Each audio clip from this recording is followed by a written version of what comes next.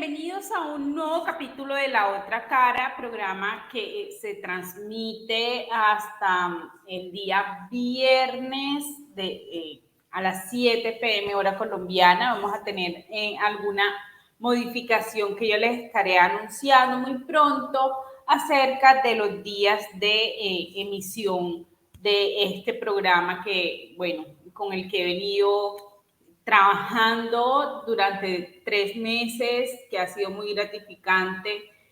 Lastimosamente, en mi país, en Colombia, las noticias de estos últimos días no han sido para nada buenas, pero creo que esta es una gran ventana para conectarnos con otras personas y especialmente para informar de manera independiente y ser una voz crítica ante este nuevo reto histórico al cual nos estamos enfrentando los colombianos, puesto que lastimosamente llegó a la presidencia quien no queríamos que llegara y llegó con unas políticas que en realidad son preocupantes y que nos llevan a pensar que vamos a transitar caminos que ya nuestro vecino país Venezuela ha transitado. Y bueno, hay que asumirlo, hay que aceptarlo, pero especialmente hay que levantarse para continuar, corregir errores como se debe hacer en cualquier estrategia o en cualquier operación, si así lo queremos llamar, para poder en medio de todo esto sobrevivir y poder, no sé, resistir ante todo lo que se viene. Como algunos ya lo habrán visto en el país, lastimosamente la decisión fallida que se tomó el día domingo ha traído algunas consecuencias, pero como el día de ayer no pude estar con ustedes, quería contarles un poco o comentar un poco acerca de un video que está circulando donde hay un comparativo del discurso de Hugo Chávez y de Gustavo Petro. Y yo quiero que analicemos un poco este video porque hay puntos que en realidad pensé que no se darían en Colombia y que se dieron en Venezuela, pero bueno, esto es parte de toda esta avalancha que se ha venido. Escuchemos. Este día que indudablemente es histórico.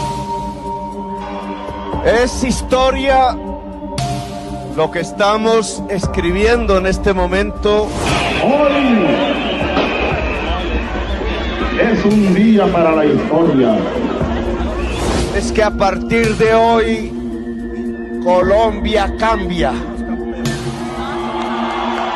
Colombia es otra.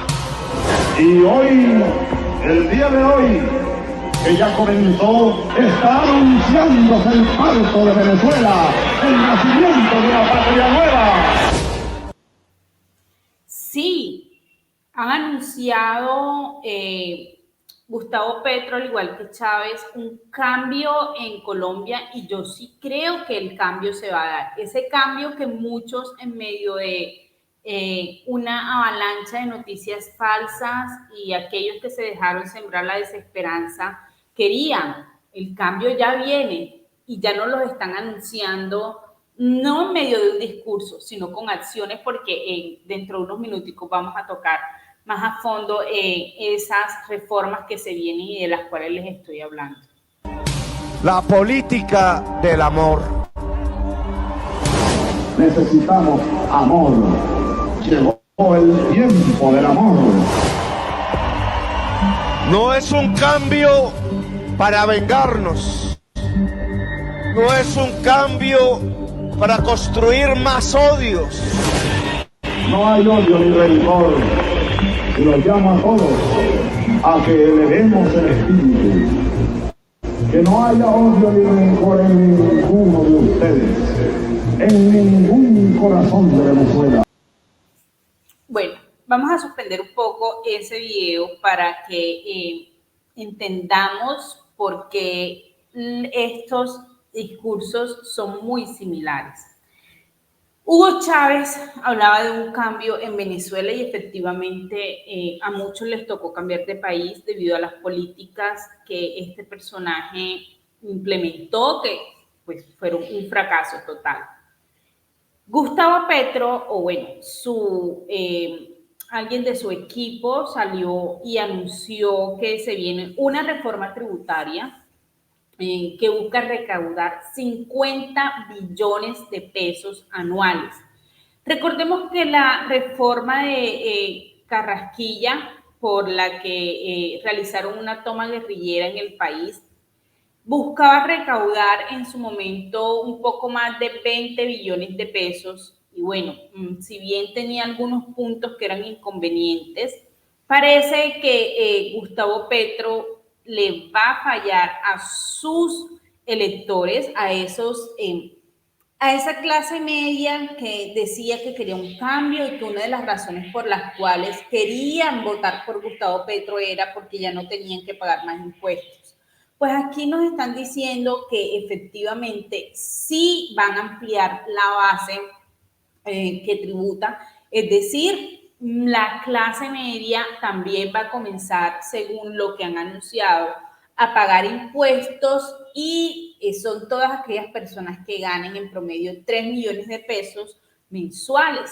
Es decir, sobre la clase media va a recaer también este tipo de recaudo fiscal y que, bueno, recordemos que en su momento estos personajes del pacto histórico dijeron solo los más ricos van a pagar, y bueno, de hecho ellos insisten en que solo los más ricos van a pagar y que es falso que era falso en que la clase media lo iba a hacer, pero hay que recordarles a los del pacto histórico, como lo son Gustavo Bolívar, que las personas en el país que ganan 3 millones de pesos mensuales no son ricas ni son millonarias, y que esto que él dice en su trino es totalmente falso porque según lo que, como ya dije, lo que anunciaron, si vamos a pagar impuestos,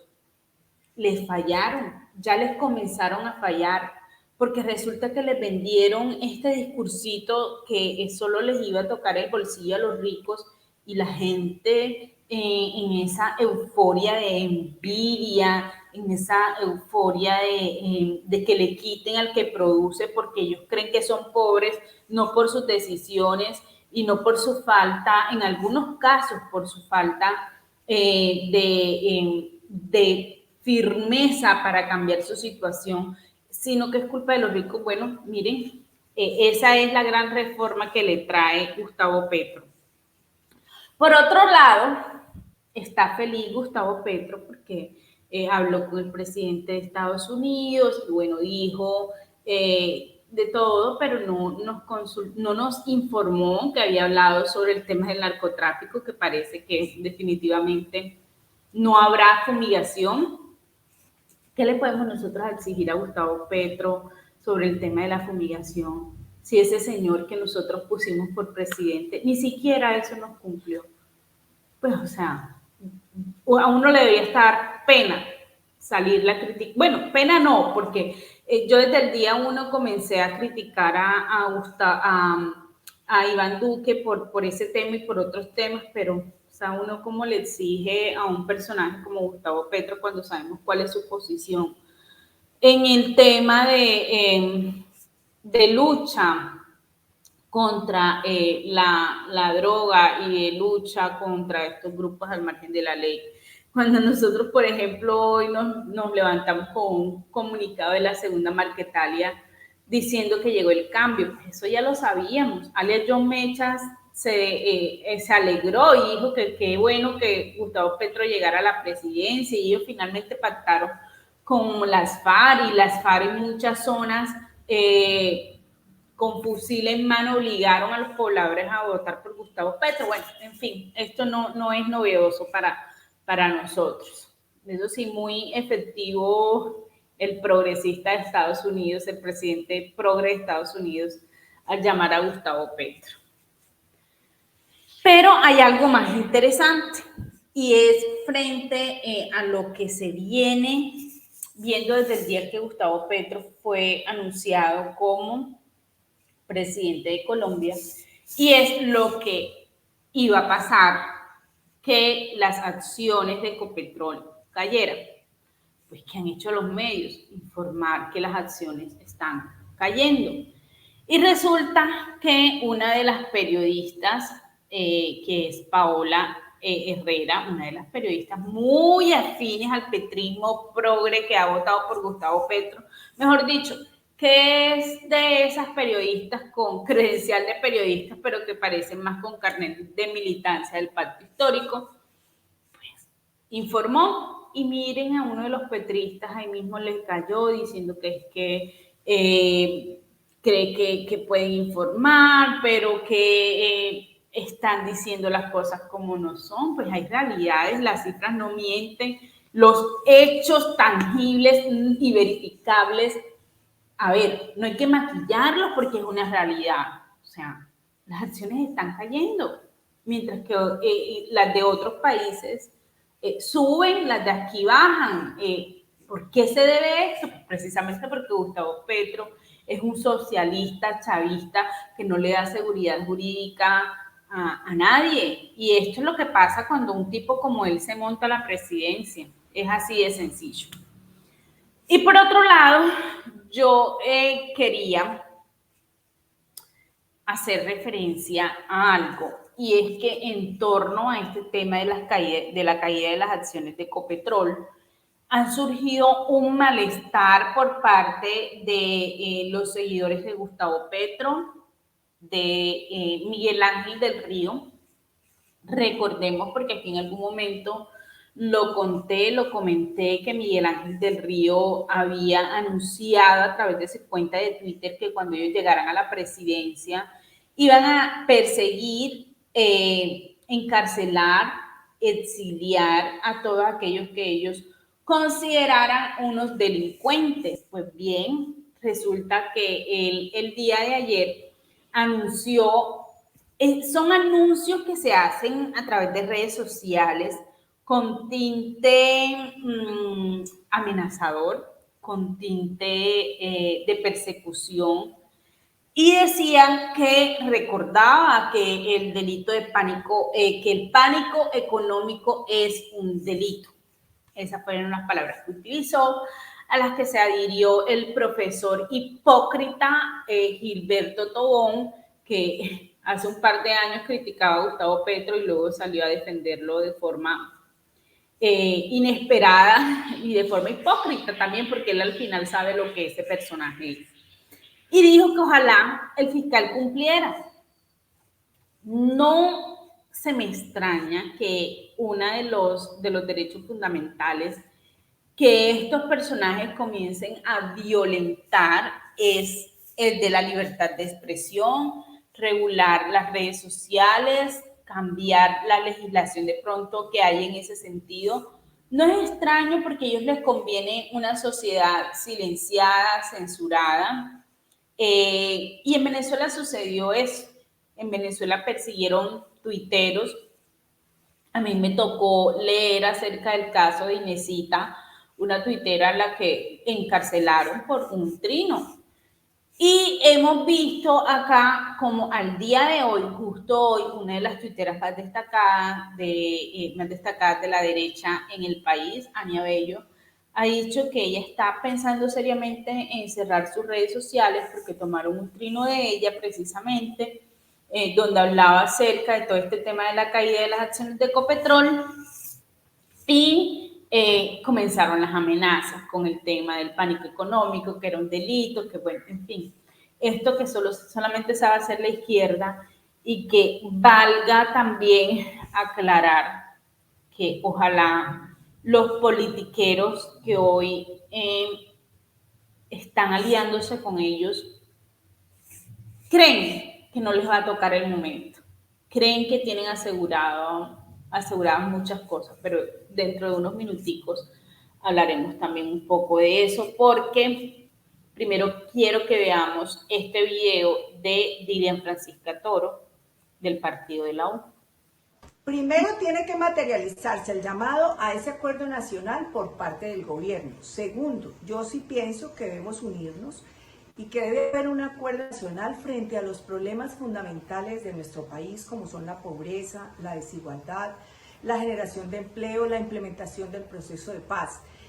Por supuesto, preservando la institucionalidad y las libertades, sobre todo la libre empresa y las libertades individuales.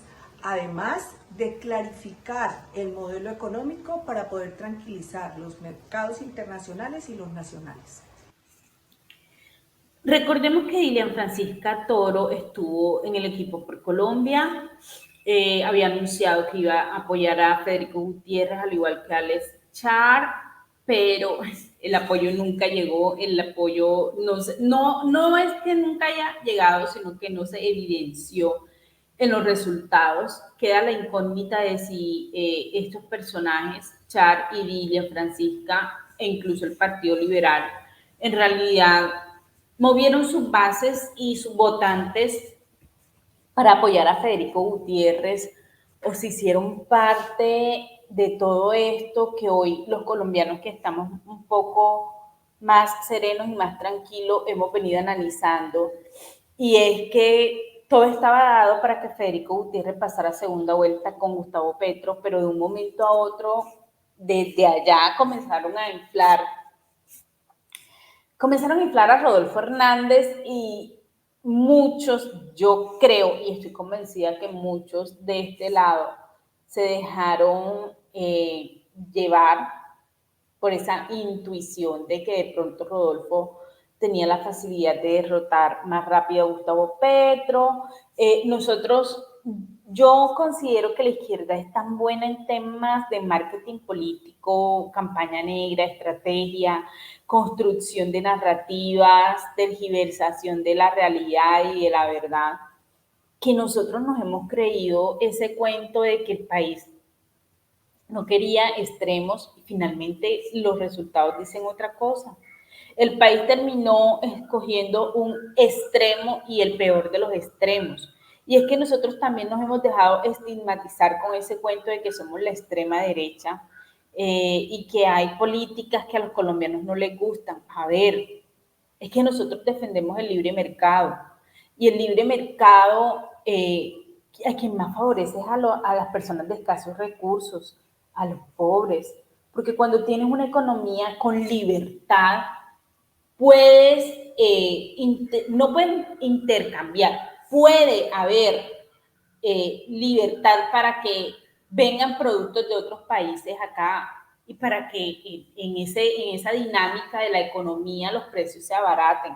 Es que aquí lo vemos con el D1, por ejemplo, una de las tiendas que llegó, y los progres decían que es que llegaron a quebrar las tiendas de barrios.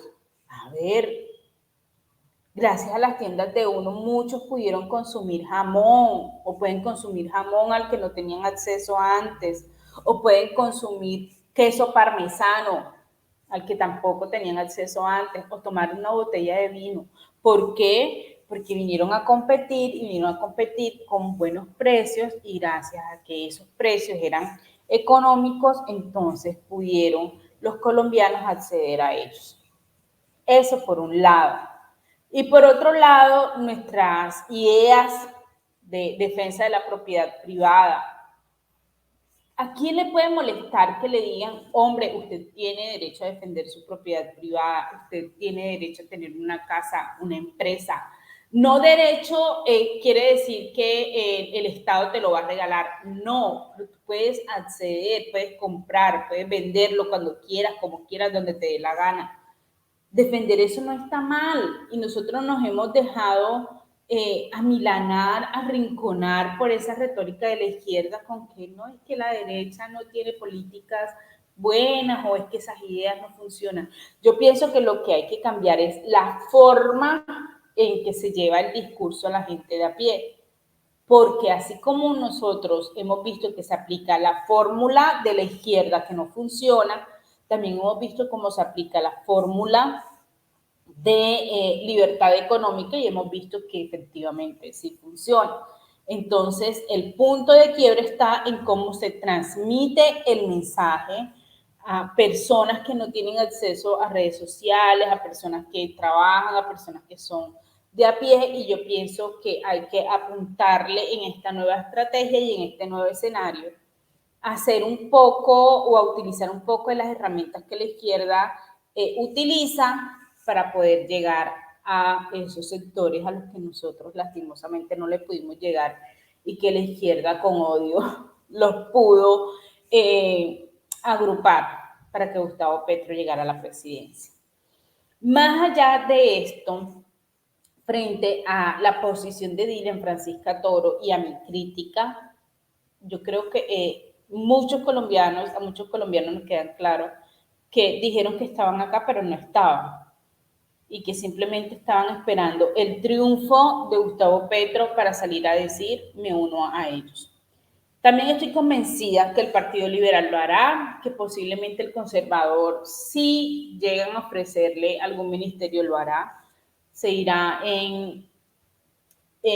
con el partido o se irá con Gustavo Petro, y que finalmente, si así lo deciden de forma sabia y siendo leales con los principios que se promueven, el Centro Democrático quedaría siendo el único partido de oposición. Muchos han dicho que los políticos del país quieren conciliación y quieren un gran pacto. Mentira. El gran pacto que ellos están buscando se llama burocracia y mermelada. A Gustavo Petro lo asesora Juan Manuel Santos y él sabe repartir muchísimo de eso, porque de eso nos cambiaron el plebiscito, violentaron el plebiscito y de hecho sustituyeron la voluntad popular de las mayorías por la voluntad de bandidos que estaban en el Congreso y que se vendieron a Juan Manuel Santos. Entonces, en este escenario, efectivamente, seguro que Gustavo Petro inicia teniendo mayorías en el Congreso y podrá hacer lo que le da la gana, porque también ya sabemos que Iván Cepeda, cercano a las FARC, ha dicho y ha anunciado que harán una reforma al Congreso, y esto se traduce en que se viene una constituyente, que es lo más seguro. Yo pienso que el cambio criminal en Colombia será de forma más acelerada. Por eso, precisamente, porque Gustavo Petro tiene la mayoría en el las mayorías en el Congreso. Y bueno, creo que es momento que asumamos en el punto en el que estamos, que quienes se quieran retirar se retiren. Están a tiempo, porque lo que se viene no son momentos fáciles. Son momentos muy complejos donde se pondrá a prueba la capacidad de resistencia de cada uno.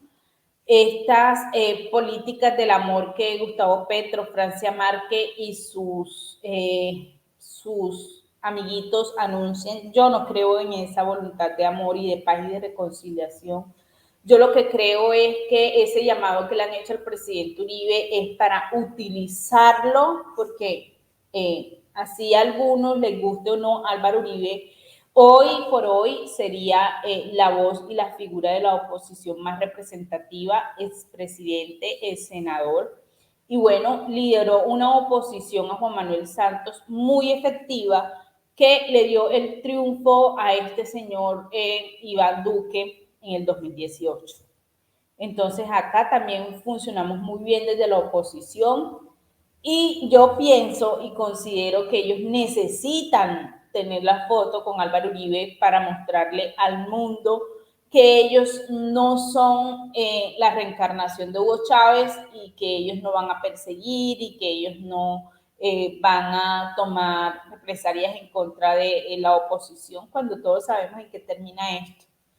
Y en realidad, si los colombianos no aprendimos de lo que estaba sucediendo en Venezuela, si no vimos el testimonio y escuchamos el testimonio de cientos de venezolanos que están muchos a 3 pasos de nuestras casas, de nuestros trabajos, del lugar de donde tomamos el transporte, si no aprendimos de ellos, yo pienso que la oposición colombiana sí tiene que aprender de los errores criminales de la oposición venezolana y que nosotros no podemos fallarle a la mayoría de los colombianos, porque de este lado también hay que saber sumar y restar. Y si nosotros sumamos, si bien Gustavo Petro ganó la presidencia con una mayoría de quienes votaron y fueron a las urnas, también más de la mitad o un gran porcentaje de los colombianos dijo que no lo quería como presidente, y eso es sumando a quienes votaron por Rodolfo Hernández, quienes votaron en blanco y quienes dejaron de votar.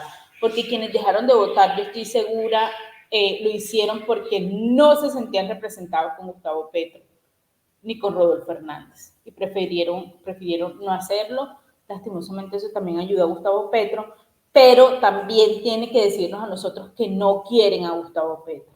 Entonces Gustavo Petro no es que tenga la mayoría de colombianos a su favor. Este es el panorama que nosotros tenemos hoy en el país. Yo me voy despidiendo ya, preocupadísima por mi país, por todo lo que está sucediendo, por todo lo que se viene, porque la película la están dando en Venezuela y ya muchos hemos tenido la oportunidad de verla. Y bueno, lastimosamente hay quienes dicen que nadie aprende en cabeza ajena, y yo creo que es así, que estábamos comiendo muy bien, pero se nos antojó comer de lo que estaban comiendo en Venezuela. Esto ha sido por hoy todo en La Otra Cara. Bueno, no olviden conectarse, suscribirse a Contrapoder 3.0. Vamos a seguir trabajando, de pronto vamos a tener algunas remodelaciones en el formato, pero esto seguirá siendo una ventana para mí como colombiana, una ventana hermosa que me abrieron unos hermanos venezolanos, y que estoy convencida hoy más que nunca que va a ser muy útil y que la vamos a necesitar demasiado. Les deseo una feliz noche y bueno, nos vemos mañana en un nuevo episodio de La Otra Cara.